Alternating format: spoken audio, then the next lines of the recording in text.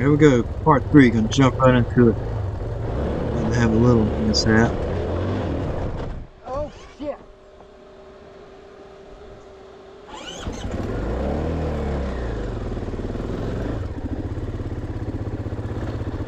Momentum, that's all I needed. I was just scared. I let off before my rear tire was at the top of the hill. So now I'm off the bike, off to the side on the left side of the bike, walking it up.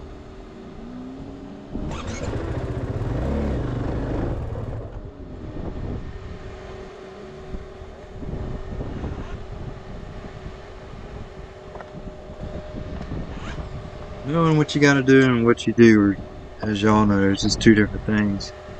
Fear gets the best of me. I'd say it gets the best of everybody at some point.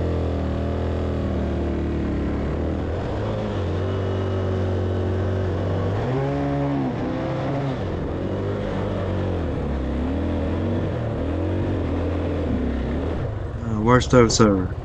Good to go.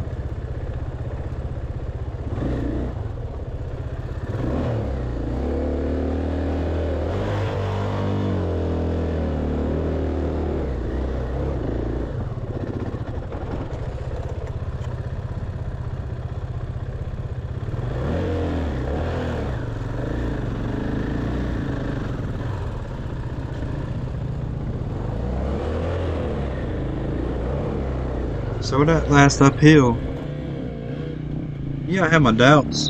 You know, I wasn't 100% confident I was going to get up it. So I did think about what if. You know, I already knew, like, okay, if I don't make it, I'm going to jump off to the left side of the bike. And I kind of had an idea of what foot I was going to land on and what rock. Kind of a really good idea of where I was going to be trying to stand to hold the bike, because I don't want to let go of the bike either. Well, I don't want to break the bike, but I also don't want to land on me. Just some things I feel like a lot of riders need to take into consideration. Don't just send it. I mean, think about the what ifs, especially if there's other riders nearby.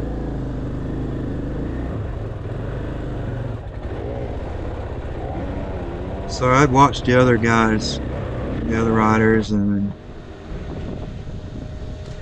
yeah, it looked like this wasn't that sketchy of a place.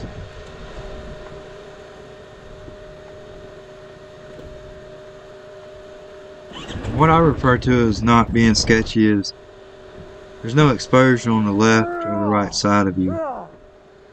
And if you fall, you just jump off the bike. Let the bike fall and it'll lay on its side. It's not going to be sliding downhill. You're not going to be sliding downhill. This was a little sketchy. Like, I kind of knew, like, keep going, don't stop in that one particular area. And then you're back to non-exposure on the left or right side.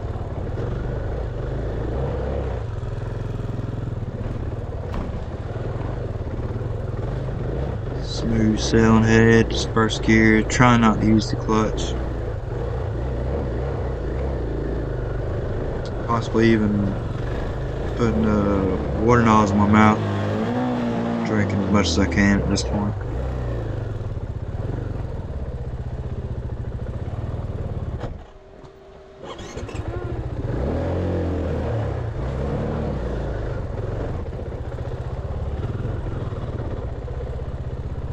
Speaking of water, I don't know how some people, they can,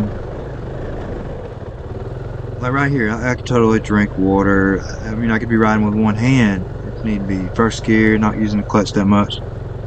But when it comes to, like, if you're drinking water right now and all of a sudden there's a step down or something you weren't expecting, I can't be drinking water.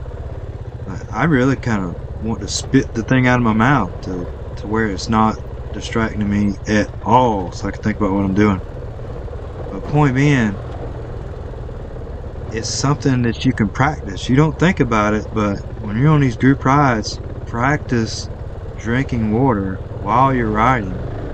If you see like a steep hill, you know you're gonna have to be multitasking, feathering the clutch a lot.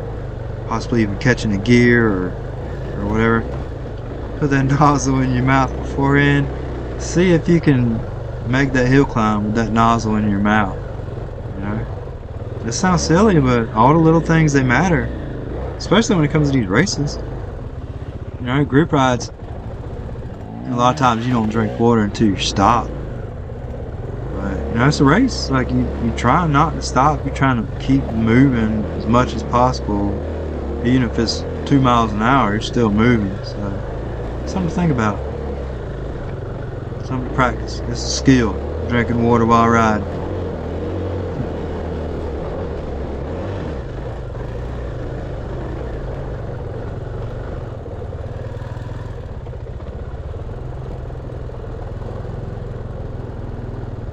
I hope I don't come off as a know-it-all. I like the thought process that are involved with riding. It's not just being physically fit and being skilled, being able to do things. It's the why are you able to do things that I like and enjoy. Thought processes. What's involved in doing those things.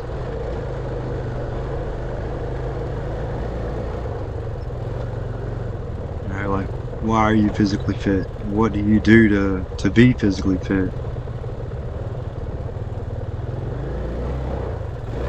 Along with those skills like splatter, yeah, I'm still scared for that. But it's good to at least know how to do it.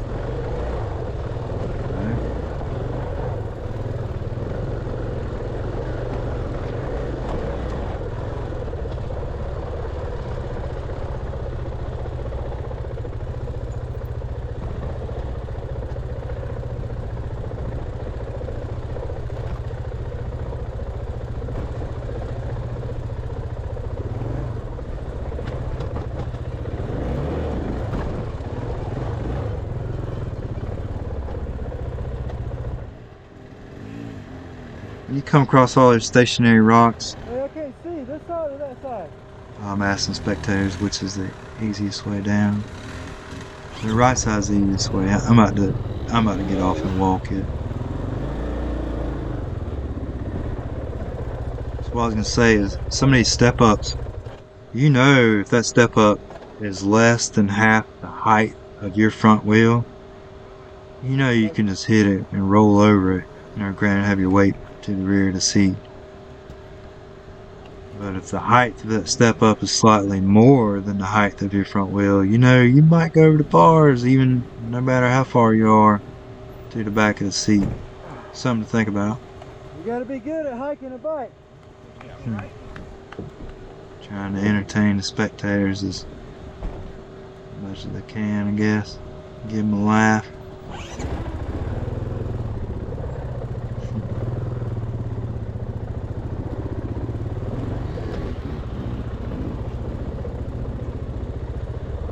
Nothing crazy now. Downhills aren't that bad. You know, worst case scenario, you can walk it. If you can't walk it, you can just let go of your bike and just let it go down without you. Try to do it in a controlled fashion again. Think about how it's going to land to prevent something from breaking. And when it comes to these uphills, yeah, there ain't no letting go of your bike and that going up by itself.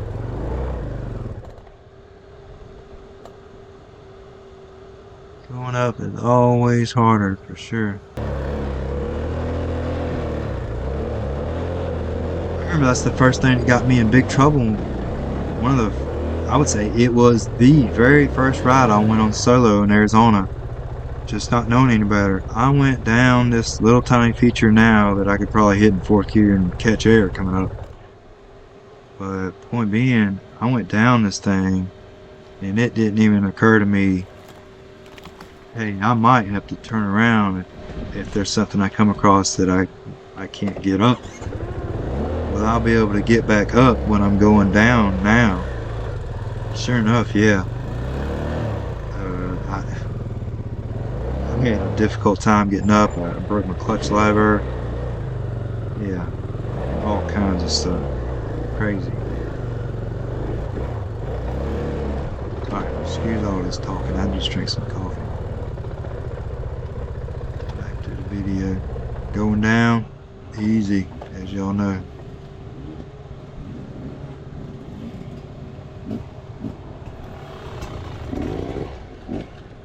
Probably getting lapped the second time at this point.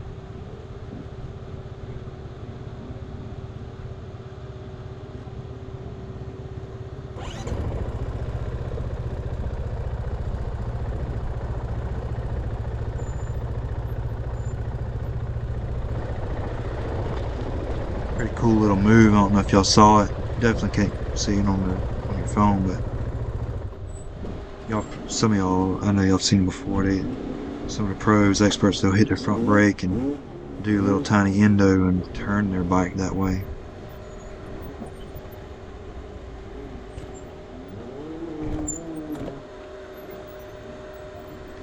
What in the world is going on down here?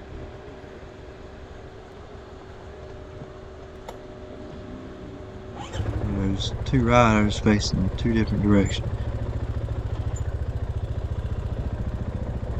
When I see that, I'm just super cautious, like, and we should be.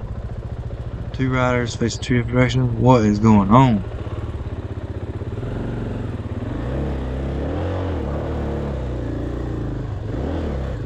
I don't look very far forward because of my movement of my neck. I try to use my eyes as much as I can. But when I see something like that at the corner of my eye and it kind of catches my attention, I'll stop and whatever I have to do, turn at the waist and take a little more extra precaution.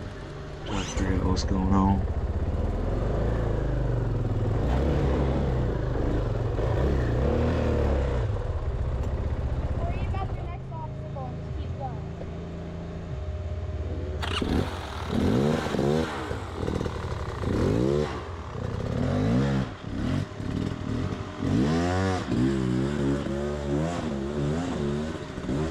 Good job, young man.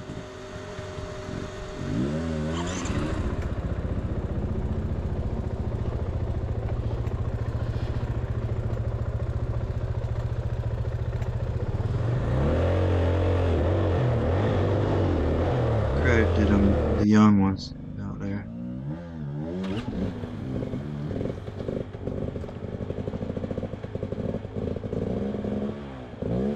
So I don't know what happened here.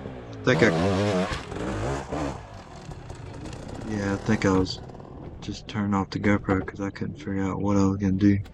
I knew I wasn't gonna do what that guy just did. Oh, this is where I think that's Alice Albright, and I think that's Mr. Hess's son. Forgot.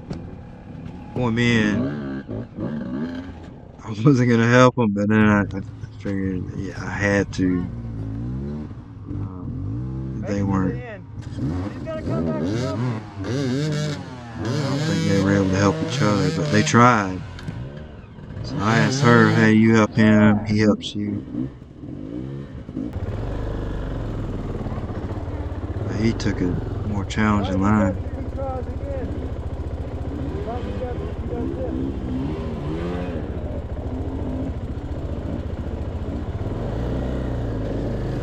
My idea was go ahead and get up here. I'll help her get out of the way. She can help me. She's trying to help him out, but yeah, that was. I don't even know if I would have been able to pull him up the line he was trying to take. Granted, I don't know his ability of being able to send it. Like that Alice girl, she's got some skill. She sends it later on pretty good. The very last uphill. So I'm struggling. I know she's capable of blipping up there. So I'm gonna let her do all she can do on her own.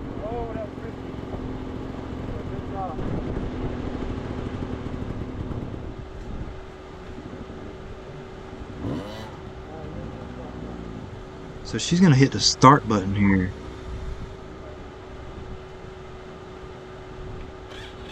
Just enough to spin that rear.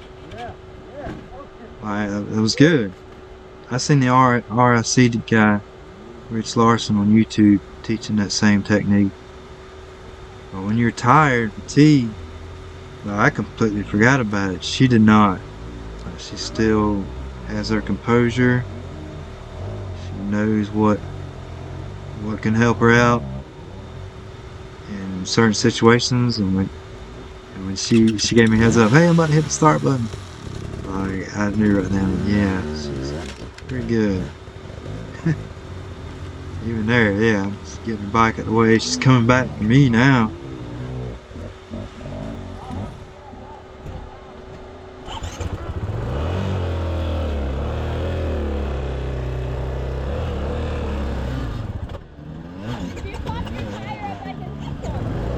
Yeah, she popped up. She's probably not used to helping others. Good job. Oh shit, Colin. I ain't got no shame. I feel good just being able to be out. Cool. She helped me right through that. Now I kind of want to get out the way a little bit more. I realized as I was moving away, more riders, well, you can see them, they started showing up. So I just figured I'm just gonna put it in first gear and I'm gonna get up on out of here. They got it.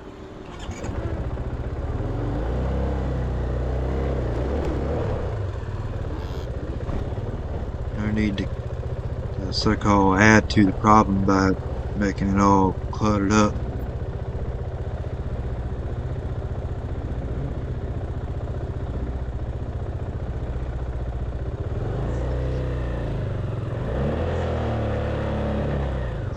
Looking for an easier line.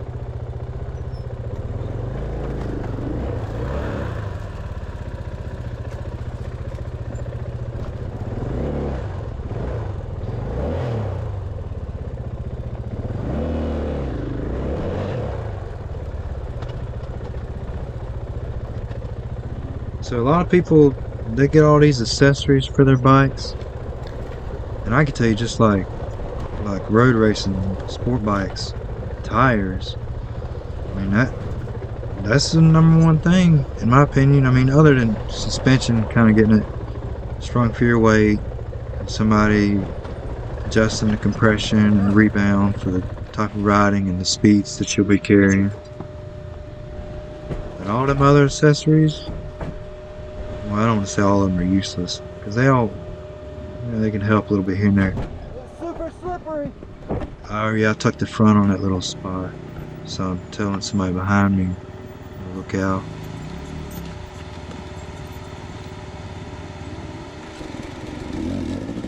They got down no problem. So one other accessory I wanted to mention, the R Enduro. Rand's his name. The clutch. Oh my goodness. I think it reduces the clutch pressure pull with your hand by half. If I'm not mistaken. It's just so easy, and then you don't have to worry about getting forearm punch as much, if at all. I mean, granted, if you're riding efficiently, holding the bike with your legs and keeping your arms loose like chicken wings, who knows, you might not get forearm pump to begin with. But if you're an amateur like me, or maybe a novice, the R Enduro clutch combined with tires and suspension sprung for you, gold. So you'd be an expert in no time.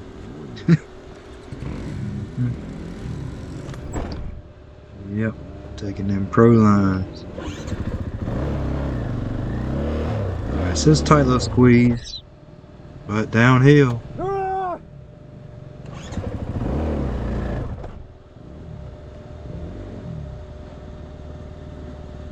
think I was trying to pick up my rear and get it more on the high side for fear of it sliding down. I'm getting stuck with my front wheel on one side of that tree, my rear on the other.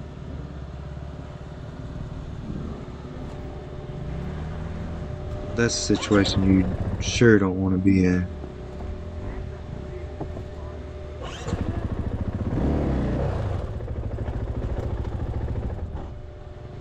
So scoot on around. I'm pretty sure I walked the bike a couple of feet. And we got a pro, he's about to come up. I think he passes me left of that tree, which was so impressive.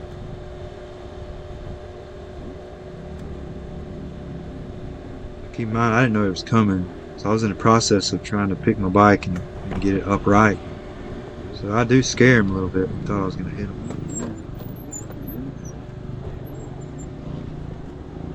Here he comes.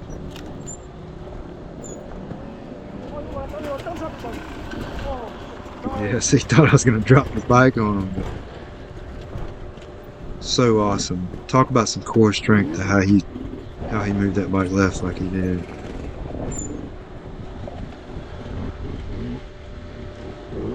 Front brake, made the rear light, used his core strength, and just twisted that bike right on around. So this was part of the prologue the day before. No worries, knew how to get over that. Just stick to the left real quick. And then I won't case it, should be good to go. Granted, it's a different story if you're doing it 2 hours after the start versus 20 minutes after a start.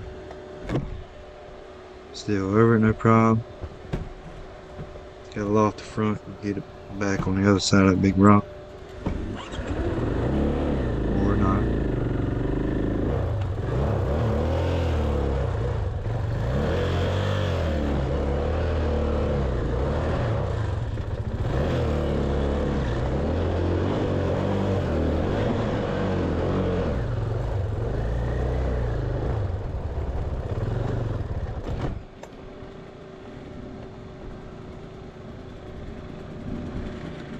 So this was confusing at first because I saw the rider heading my direction. So it took me a second to kind of wake up and realize what's going on. So he didn't make it, so turn around, get a better start. You alright?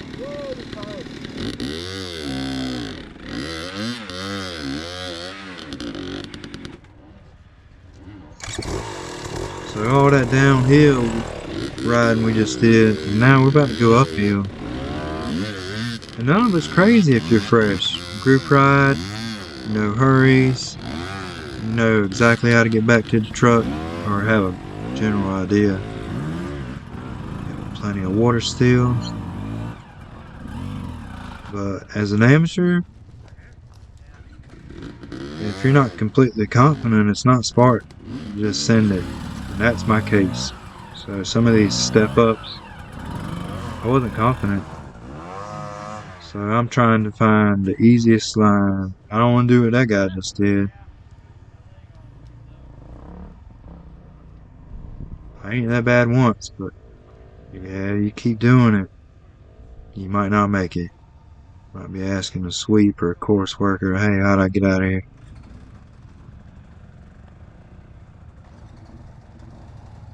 So I'm going to try to find the line that keeps my front tire on the ground the most. I'd rather burn up some clutches trying to feather it on some of these little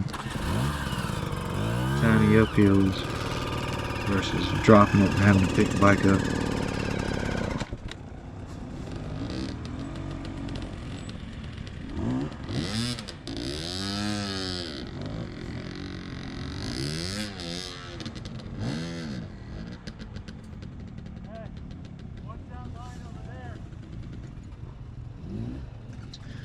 So I can tell you, I finished, let's see what I finished here. I got to point to this. How you doing, big dog? So I finished 78 Death right now. out of 114 amateurs. I started in the very last row. It was me and one other guy. And that was last out of all the competitors, just 200 something. The point being, I did pretty good for starting in the very last back of the race. And I did, and I finished without breaking anything on my bike. My seat came off the very last uphill, but that was my own doing. I didn't tighten the very long bolt on the rear of the KTM seats. It goes all the way through. I didn't tighten it all the way. So it had backed out and it made the seat fall off, which is no problem. I didn't even lose the bolt, bent the bolt. So what I'm getting at is if I'm sponsoring somebody and my rider keeps destroying the bike like every race, like, man, I ain't gonna be willing to help that guy out or this girl out this much if she's gonna keep destroying her bike. So maybe also keep that in mind. You know, slow your roll a little bit, be a little bit more in control, send it less. I should say only send it if it's absolutely necessary. Otherwise, be like I am. That guy standing there all exhausted. I'm going to see what is the easiest line. I don't want to mess my bike up. I don't want to pick that thing up no damn more. Excuse the language. I think I got it figured out.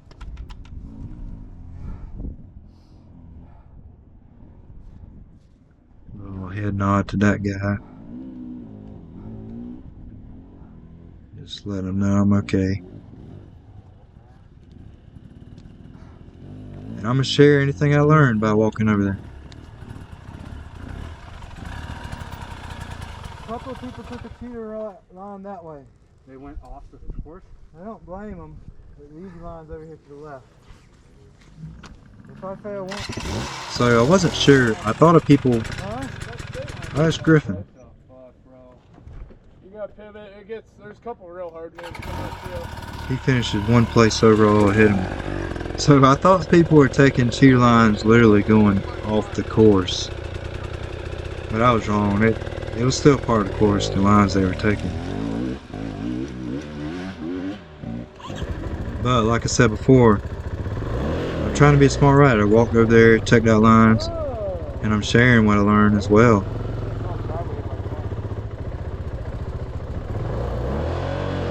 So that guy looks like he's got a great line, and I was going to hit it too until I saw him starting to struggle, and the risk versus reward looked more than I wanted to be.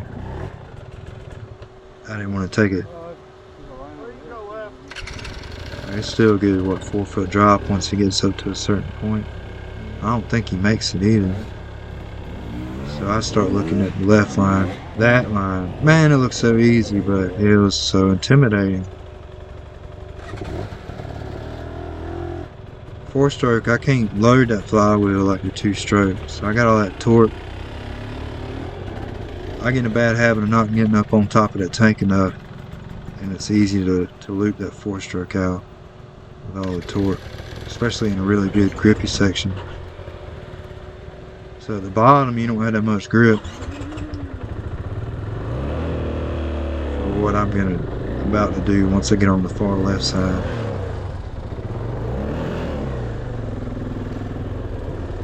I'm all about this line this guy was doing. Just thinking, okay, yeah, this is it. We can do this.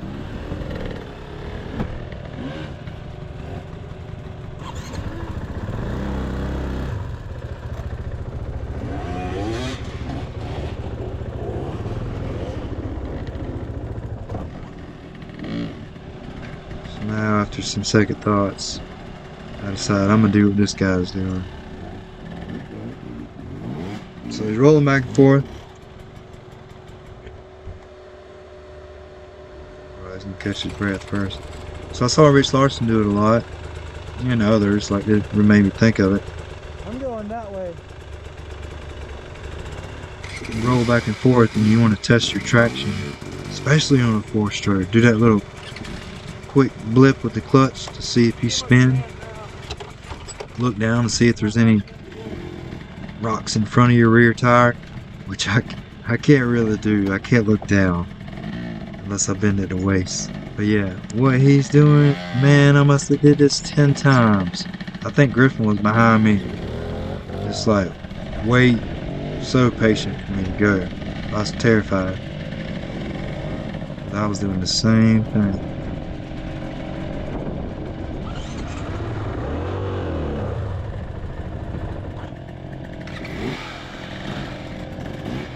I cut out all the 20 million times I did that.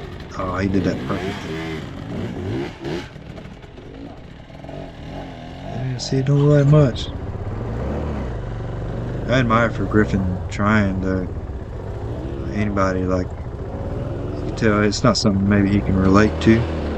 He's probably doing it for the first time. Wasn't sure if he was going to make it, but he tried it anyway. He failed. Now he's going to have to wait on me. Slow turtle. Alright, so I'm going to get up here, get squared away, or squared up to it. So that was another alternate way. That guy hit up to the left. Oh, fuck. I almost fell to the right. The guy to the left was trying the switchback pattern.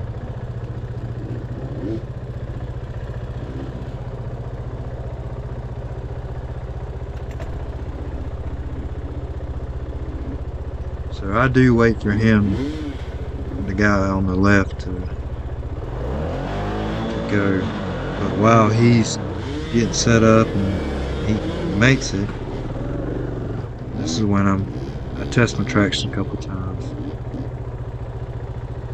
Now, like I said, I'll edit out 20 different times I was sitting here rocking back and forth.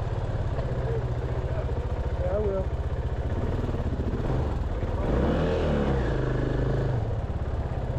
I don't know if he was wondering if I was going to go or not.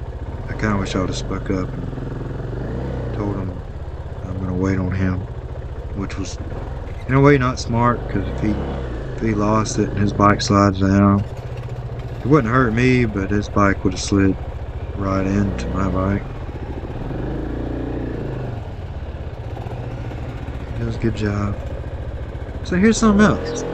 Talking about bike accessories. Here's something I didn't think about until after the Donner race. I got hurt at my Donner race, which was my second. I'll talk about that after I get up. This is my only superstar moment of the race right here.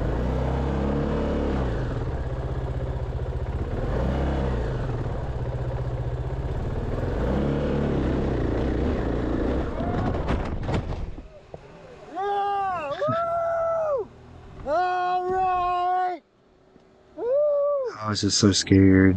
So glad that the bike didn't go back down the hill. I need to practice not celebrating, because don't you know that took some energy for that celebration. But I was proud. I was happy. That was my happiest moment of the race, other than when crossing the finish line. So when I was talking about bike accessories, so here's something I didn't think about: boots. I love my, was it CD Crossfire 3s, whatever. They're super lightweight with soles. I didn't really think about the importance of boot soles until it was either just before the last year's Donner race or right afterwards. Now, when you're walking on this stone, you're a novice or an amateur, you're gonna be walking the bike. You're gonna be hiking, and you need some sure footing. So the CD Crossfire 3s, they have the replaceable soles, very similar to road racing type CDs, and I like them for that reason, because I had previously, first set of boots was Lids, the 5.5s, great boots, pretty heavy, but I realized when the sole wears out, oh my goodness, I gotta get them resoled. So point being, when you buy boots, just make sure you get boots that are gonna help you hike a bike. You don't want no plastic type soles. Lightweight, but you need the grip that Enduro style boots offer. Like I bought a pair of used boots, Garniers. My buddy, he only wore them once or twice. He said they hurt his feet, so he gave me a really good deal on them, or a good deal to me. So that's what I'm wearing now, and they seem like they hold up pretty good, and they help me hike a bike. They have, I feel, they have good sure footing. Alright, back to the race. That was some good coffee from earlier.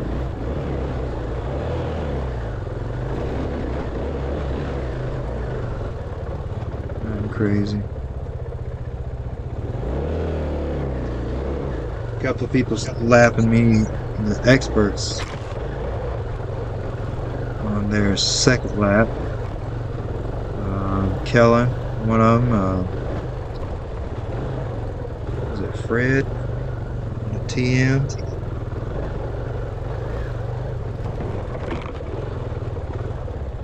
Yeah, Frederick Parr. Both of them are about to come around me. Just fatigue. This wash isn't that much difficult, but fatigue. I keep falling. Rocks are so big, they're stationary and embedded. But still, when I lose traction, my reaction time to compensate with body position just ain't happening.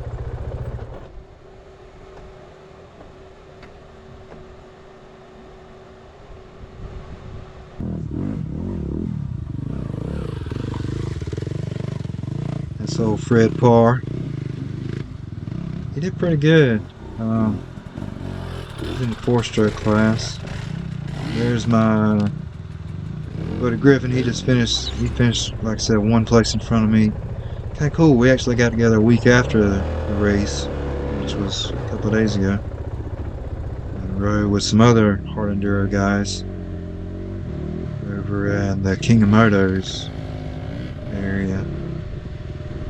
Actually gonna ride again Sunday. Looking forward to that. It's nice being on a ride with other US hard enduro riders. That's a young man. I think his last name's Hess. Looked like he was having throttle issues. I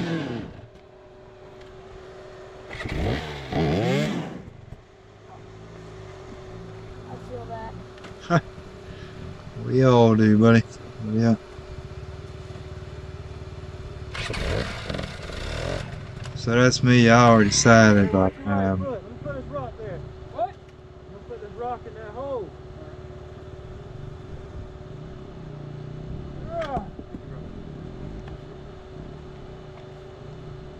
probably make a little Facebook clip of this.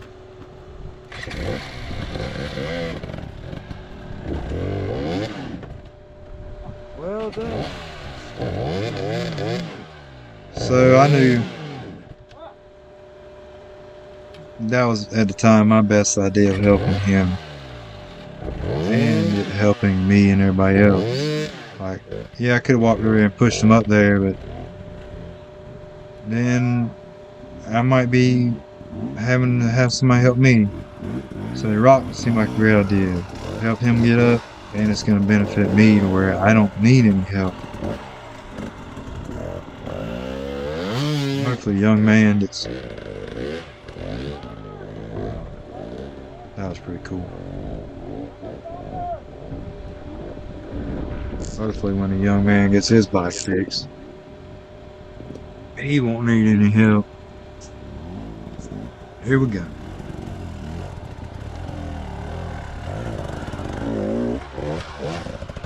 Yeah, that's what I want to do. That's what I want all of us to do.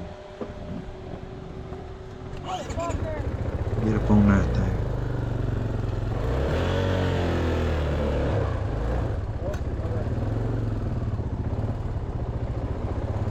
Griffin seemed like a smart rider too. I don't know if y'all caught it. He doesn't stop like anywhere. He stopped under the shade right here. Same place where I'm stopping. I think this one, Kellen, he's about to come up on around us here in a minute, lapping me.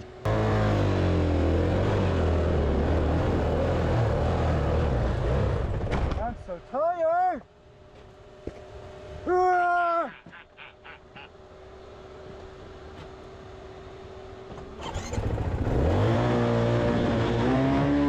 Just keeping it real.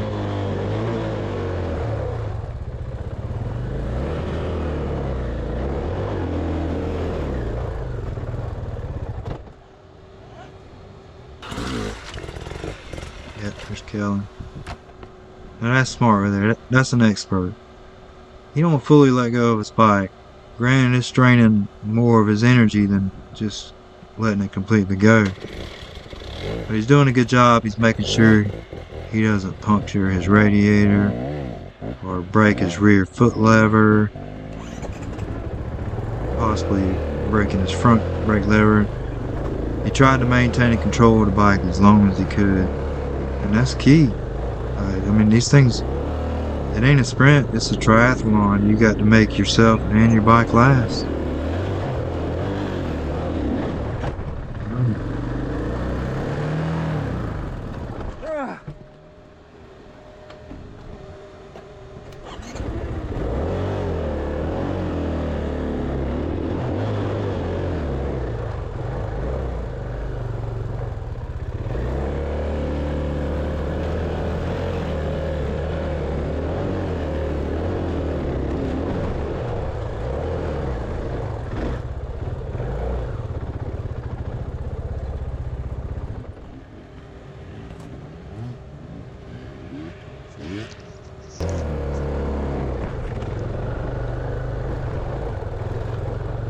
Alright, this, I think it's the 4th checkpoint. How many more checkpoints? This is the last checkpoint. Yep, there's Kellen. Do it, Kellen. So Kellen's the pro, or excuse me, he just moved up to expert this year. Granted, he just lapped me. He's on his second lap, and I'm still trying to complete my first lap. There still ain't nothing wrong with me trying to give him some words of encouragement too during some difficult times. You know, it works both ways. If you can compliment a rider, boost your spirits, why not? I feel good about it. I don't even know if he heard me at that point. He might have been in his own zone. You get what I'm saying. Oh, there you go, Griffin. Get on down the road.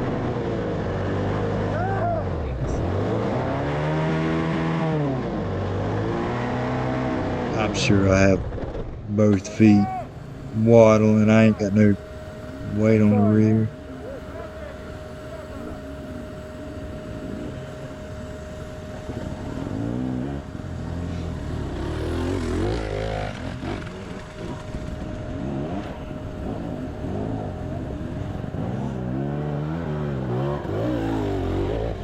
I'm just a robot.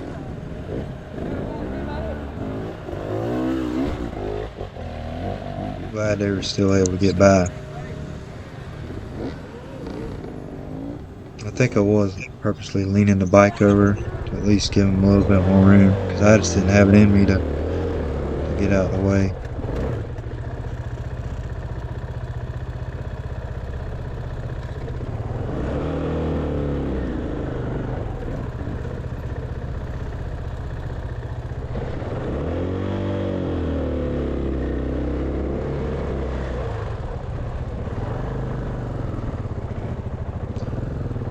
So if I'm mistaken, they give you 6 hours ride time to complete these 3 laps. I was out there a little over 5 hours. I'm giving you 4 hours of video to possibly maybe learn from, but if anything to giving you some confidence that, like, hey man, if I can make it, you can make it. Just 1 foot at a time, sometimes 1 inch. So I took 10 minutes here. I think I sat here 10 minutes. Just wanted to drink a liquid IV, reduce my chances of getting hurt due to fatigue. Plan was to do at least 1 lap. 2 laps would have been nice, but 1 lap's, I feel good enough about that. Kind of cool, get to see friends pass. They're on their 2nd lap already. I'm at 8 point, excuse me, I'm a little over 6.5 miles in. 1 lap is 8 miles.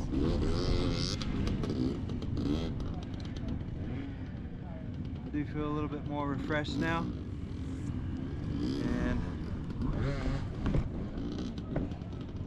I just want to make it to the end. I've gotten all the checkpoints, 4 checkpoints, so now the only thing I have to do is finish. Alright, I'm going to walk it down this little step, and then I got to ride up another area up here.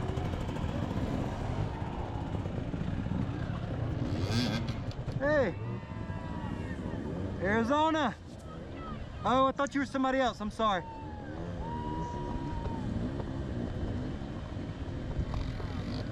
It is cool seeing familiar faces.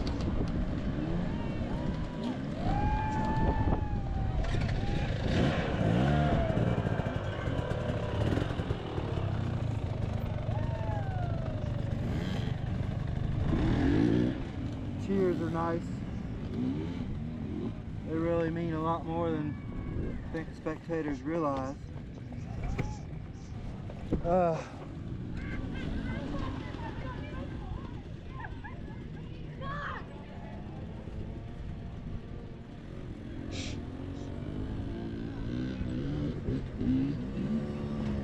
So 10 years ago, I probably wouldn't have shared a moment like that. And I'm going to say this moment goes right along with what I think I'm going to be using as a thumbnail for this video. It was a very emotional moment. I didn't video all of it, but it was a little bit of happy tears, I guess you could say. I felt really good about what I'm able to still do and enjoy my passion just of riding on twos. Just a little different now. I used to like going fast, but the sudden stop is what gets you. And my inability to move my neck the way I need to, side to side, up and down, to level out the horizon that you need to on sport bikes when you're leaned over. The biggest thing is a sudden stop. I couldn't take a big hit. So I was just reflecting back on how far I've come since I did transition to dirt bikes back in November 2021. Sorry, bro. And thinking like I'm gonna meet my goal of completing all the West Coast Hard Enduro races. Alright, just finish this lap, and the honor's coming up. All I gotta do is just don't hurt myself, make it to the end, and I'll be able to redeem myself. Last year, the honors race, where it was my 2nd hard enduro race, with the first being TKO in 2023. At Donner, I wasn't able to race. I hurt myself 3/4 of the way in the prologue. I was fatigued, and I made a careless mistake, not thinking rationally. I went over the bars on a little small downhill. The bike landed on my leg and hurt my legs so bad to where I couldn't even put on my riding gear the next morning. So yeah, just sharing a little emotional moment. And Now I'm gonna share with you the struggles of getting up this hill. I think we had two uphills. We go up this. I think this is called Slab City.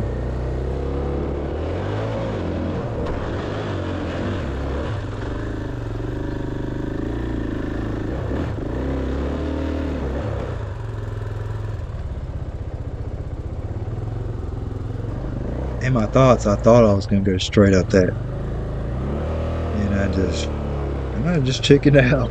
I said, "All right, this is good. I'll swing around this left side."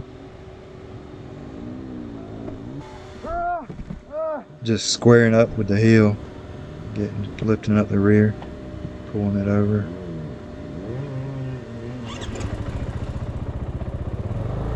It's slippery with the rear tire on the horizontal surfaces where sand has accumulated. But then once you get up on the slight inclines where there's no loose sand, it's like sandpaper. You get lots of grip. You can just walk right on up it once you get on to it.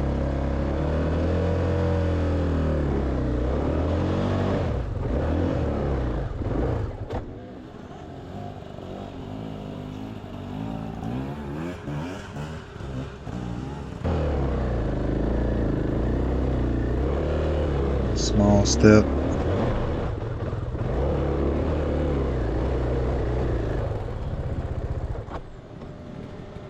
So this was a challenging section. Well, you could see it didn't look like there was a really good way to go, especially since you got the young man there. He just ate it. Guy behind him. So I put a kickstand down. I'm walking. I try to be a smart rider. I can't take risk.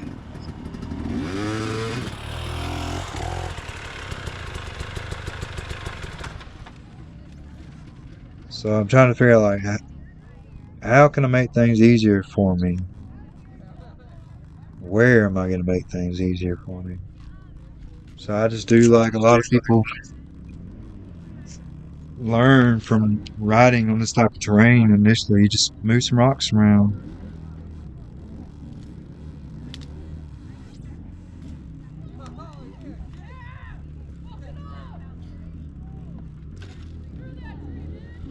No, man, you can't do that. Can't do that.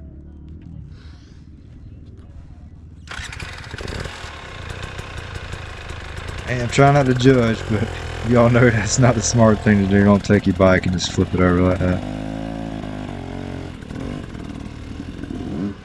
So here I am about to move some rocks around the rock garden. Trying to make,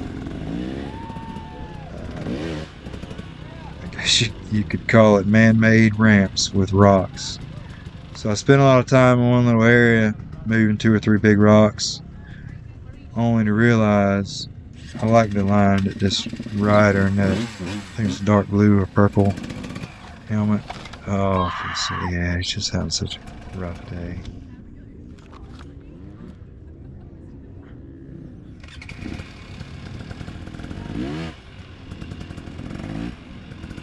It's hard to watch.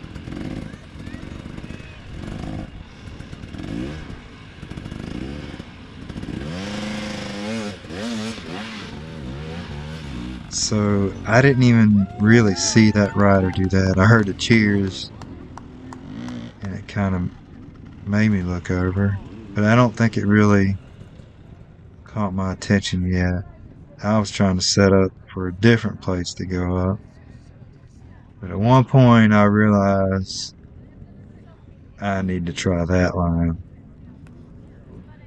and I move a couple of rocks, and that's the way I go up after some rest.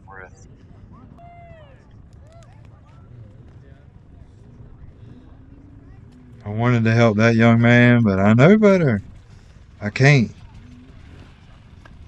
His safety's not in jeopardy. He'll get up and get going when he can.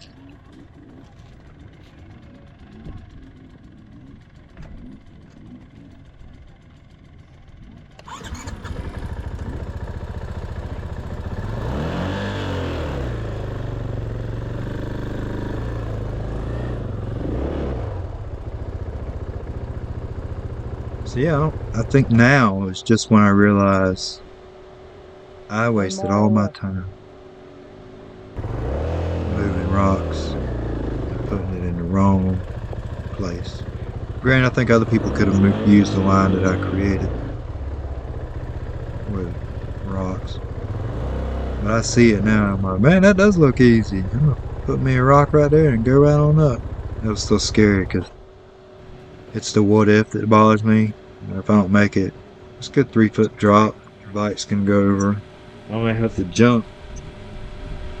And a lot of those rocks, they aren't big enough to not move. Alright, so I got me one rock in there. I can do this.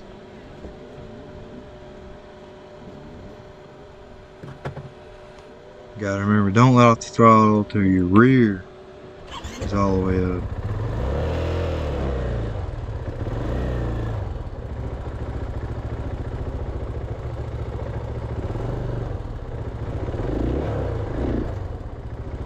Testing the traction.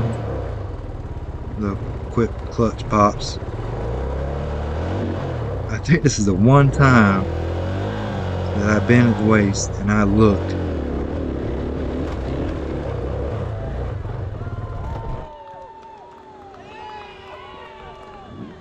Man, those cheers meant everything. See what I was saying? I looked down to see if there was any rocks that were going to be in front of my rear tire.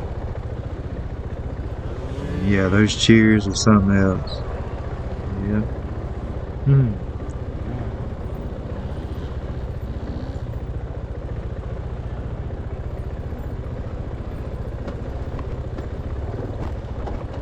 So I stayed on this line right here because I had watched riders come down when I was over there on that other path going up. Now everything's new. All I could think was, oh man, we got to go back up. I thought that was the last uphill.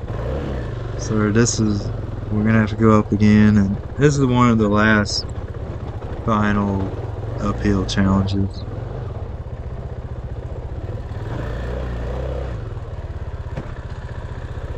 I think they use the same, probably 50 yards uphill as last year's prologue or race, I'm not sure. And it didn't look that bad on video. You'll get to see the young lady Alice send her bike up it and Griffin catching the rear tire. It pretty much lands on him. That's what he was there for, to catch your bike. We're not going to make it to that point before the video ends, but it's something to look forward to in the last and final part 4. I'm hoping this video helps a lot of people out. Try to be informative about the course and little tips, thought processes. I'm certainly not trying to toot my own horn. Like, I don't know it all. 1 foot by 1 foot. Inch by inch, I should say. Trying to give him words of encouragement. Oh man. Watching everybody hit, struggle, dropping bikes everywhere.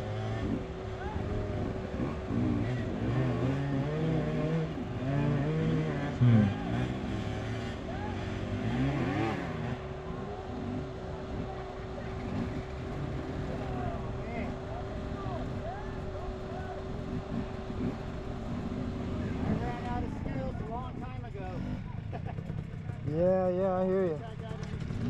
Sometimes I wonder if I ever had any skill. Definitely question things. Well, when you have time to think about things, like some of us amateurs. So in the next part 2, I hurt myself. Griffin, where you going? You going the wrong way. I had to loft my front tire. And when it landed on a stick in a manner that was like stepping on a garden rake with your foot. And that thing just popped right up. Man, it hit me right in the nose. it started bleeding right away. It didn't hurt, but it scared me because I knew it was bleeding right away. It started dripping.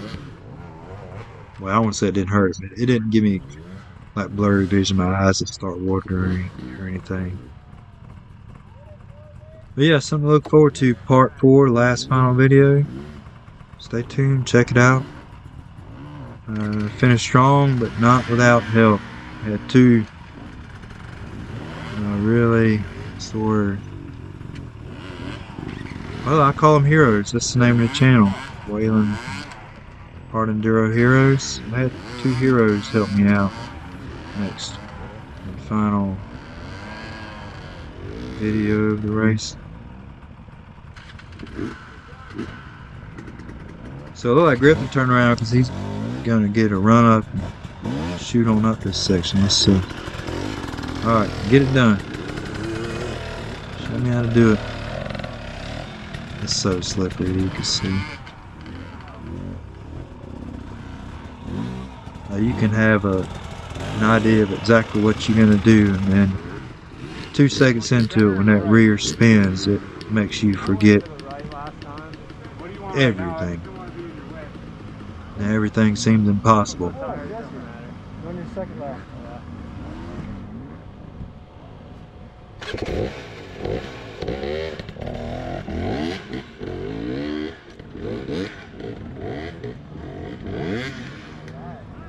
Spinning, slipping, sliding everywhere. Got it done. I think this is the last really hard one. Home free. There's something over there. Oh, that's the last hard one. Now look at this. You like that far right side?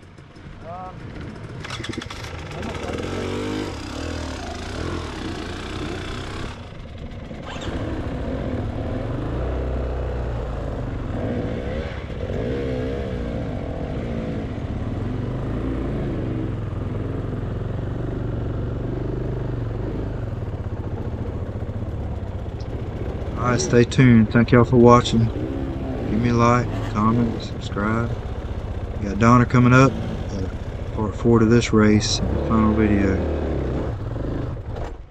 Alright, just